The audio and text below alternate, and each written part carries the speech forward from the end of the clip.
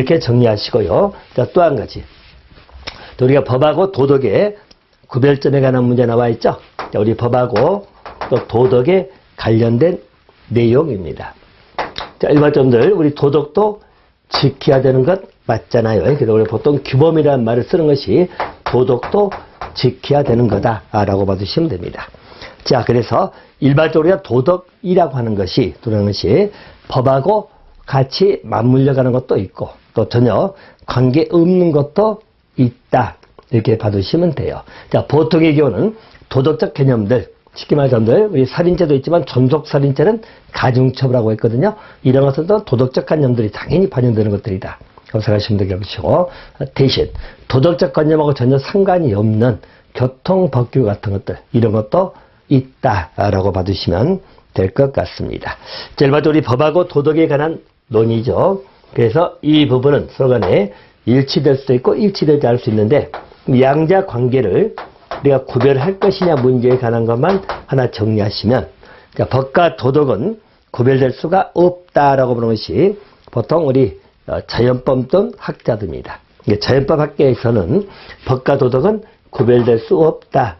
구별 부정설, 다시 말하면 이론론이라고 하는 것이죠. 이게 보통 우리 자연법 학계에서 주장을 하는 거다. 이렇게 봐두시면 됩니다. 그래서 우리 자연법 논이란 말 쓰죠. 자연법론 학자들은 보통 부정합니다. 이 말은, 자, 자연법이라는 것은 우리가 말 그대로 인간의 본성, 인간 존중을 가장 기본 모토로 삼고 있거든요. 자, 그러다 보니까 이러한 시각에서 보면 법이든 도덕이든 자, 기본적으로 같은 선상에서 볼 수밖에 없다라고 보시면 됩니다. 말 그대로 이 법이 만들어졌도 도덕에 기초해서 만든 거기 때문에 결과적으로 같은 의미다라고 보는 것이고요. 대신 양자 구별을 인정하는 쪽, 우리가 이원론이라고도 합니다. 자, 이 입장에서는 우리 법실증지 학자들이죠. 그래서 법실증지 학계입니다. 법실증지라고 하는 것은 일반적으로 우리 대륙법계, 특히 독일 쪽에서 보통 발전한 이론들이죠. 그래서 일반적으로 도덕적 가치 개념하고 실정법화된 그 법의 체계는 다르다고 보는 것이죠. 그래서 양자는 구별해봤다는 것이 이원론. 뭐 이번 여러분 이렇게 보세요. 자연법론 나오면 법과 도덕을 구별하지 아니한다. 대신 실증주의, 법실증주의 나오면 법하고 도덕을 구별한다. 하나 정도 봐두시면 될 것 같습니다. 자, 이제 법하고 도덕의 차이점에 관한 문제가 나오는데요. 자, 이 구별점에 관한 문제 아주 출제가 많이 되고 있고요. 우리 20회 시험에서도 출제가 된 적이 있습니다. 자, 보통 우리 법하고 도덕을 구별할 때 가장 기본 특징을 놓고 비교하시면, 자, 우리 법은 당위 규범으로서 지켜야 되는 거다라는 그런 강제성을 띈다겠죠. 자, 그러다 보니까 일반적으로 타율성의 성격을 띈다라고 보시면 됩니다. 타율성입니다. 자, 대신 도덕이라고 하는 것, 그래서 보통 자율성을 기초라는 것이죠. 자율성을 기초로 한다. 자, 그래서 우리가 길 가다가 뭐 어르신 만나면 인사를 한다든가 이런 것들도 마찬가지고, 또 이런 도덕적 관념에서 바라볼 수 있는 거기 때문에 기본적으로 자신의 양심 속에서 스스로 알아서 판단해 가는 것이고, 대신 우리가 어르신 보고 인사하지 않았다고 해서 법이 규제하는 건 아니잖아요. 근데 우리 법이라는 것은, 자, 남의 물건 훔친다 이럴 때는 안 된다는 타율적 규제가 들어갈 수밖에 없다. 그래서 타율성을 띠고 도덕은 자율성을 띈다. 이렇게 보시면 되고, 그런 취지가 일반적 법은 강제성을 띈다 라고 보시면 되겠죠. 강제성을 띈다. 자, 반면에 도덕은 비강제성이다. 강제성은 없다라는 취지로 보시면 되겠고요. 자, 세 번째 법의 특징은 일반적으로 외면성이라고 나와 있죠. 그래서 외면성입니다. 이 말은 다시 말해서 내가 속으로 누군가를 예를 들어서 절도하거나 뭐 강간하는 생각을 했다. 그 생각 자체만 가지고 처벌받을 수 있는 건 아니죠. 외면적 행위를 규제한다. 실제 절도를 했거나 실제 강간행위를 했거나 이럴 때 규제가 들어가기 때문에 외면적 행위를 규제하는 것이 특징이다 라고 보시면 됩니다. 자, 반면에 도덕이라고 하는 것은 내면성 도덕이죠. 다시 말해서 내면성이라는 말의 의미는 양심적 문제죠. 그래서 자, 내가 지나가는 어려운 사람을 말 그대로 손을 잡아주지 않았다. 내 양심의 가책을 느낀다. 뭐 이런 것들. 그래서 도덕적 관념에서 이렇게 반성들 할 수밖에 없는 내면적 성격 띠는 것이지 외형적 행위를 규제하는 건 아니다. 이렇게 봐두시면 될 것 같습니다. 자, 또 한 가지 출제가 많이 나온 한 가지가 법은 양면성을 띈다. 이렇게 나와 있죠. 그래서 법은 양면성을 띈다.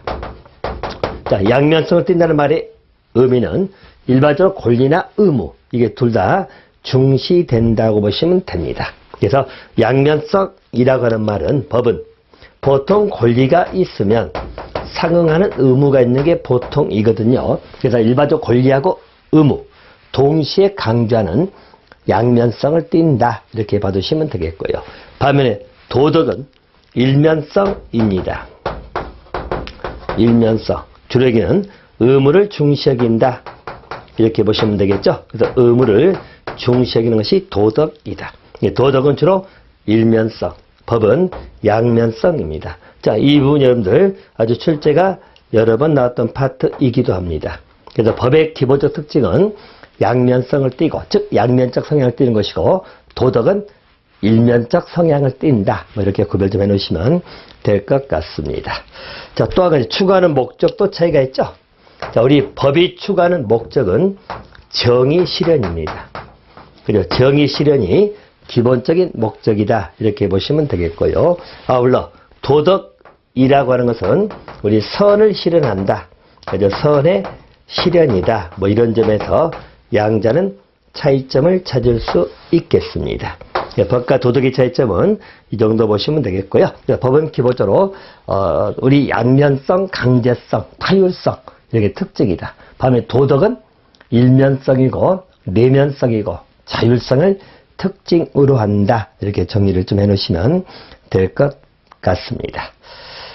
자, 뭐 거기는 그 정도 체크해 주시면 될 것 같습니다. 자, 아울러서 이제 법과 도덕의 구별에 관한 법원이 나와 있죠. 법원이라는 사람들 어떤 법에 관한 어떤 우리 언행 내지는 우리가 뭐 좋은 말이라고 생각하시면 됩니다. 자, 법은 도덕의 최소한이다. 엘지네크 이야기 떠나와 있죠. 법은 도덕의 최소한이다. 자, 우리 독일학자죠. 엘지네크가 말했다고 보시면 되겠고, 또 반면에 슈밀러는 법은 도덕의 최대한이다. 이렇게 얘기 떠나와 있죠. 두 의견이 약간 상충돼 보이지만 지향점은 같아요. 그래서 일반적으로 엘리네크는 법은 도덕의 최소한이다. 슈밀러는 법은 도덕의 최대한이다. 이렇게 봐두시면 될 것 같습니다. 자, 올라서 이제 도덕의 강조하고 법의 탈윤리야. 법에 또 새로운 윤리가 나와 있죠. 자, 보시면 도덕의 강제라고 나옵니다.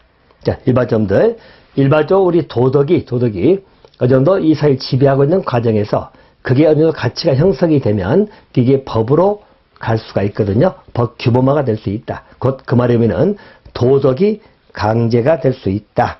이렇게 봐두시면 됩니다. 도덕의 강제라고 해가지고, 자, 일반적으로 우리 어른을 공경해야 되는데, 또는 부모님 내지는 우리 존속에 대한 공경이 있어야 되는데, 만약에 존속을 살해했다. 그럼 더 가중처벌해야 되지 않겠느냐. 이거 바로 도덕의 강제성을 띠는 기본적 규정이다. 이렇게 봐두시면 될 것 같아요. 아울러서 또 법에서 도덕적 요축소에 가는 법의 탈윤리라만 나와 있죠. 법에서 도덕적을 배제하고 철저하게 어떤 비윤리적 측면을 규정하겠다는 것이 탈윤리화. 이렇게 보시면 되겠고요. 또 법에 새로운 윤리화 현상이 나오죠. 그래서 이 법이 이 두 가지 보통 상충되는 것이죠. 우리 법에서 탈윤리화, 자, 또는 법의 새로운 윤리 현상, 또는 우리가 새로운 윤리화 현상 이런 말 쓰죠. 새로운 윤리화 현상입니다. 자, 법은 기본적으로 기존의 도덕적 요소를 축소해가는 이게 주장이 되기도 하고, 서로적인 주장으로 보시면 됩니다.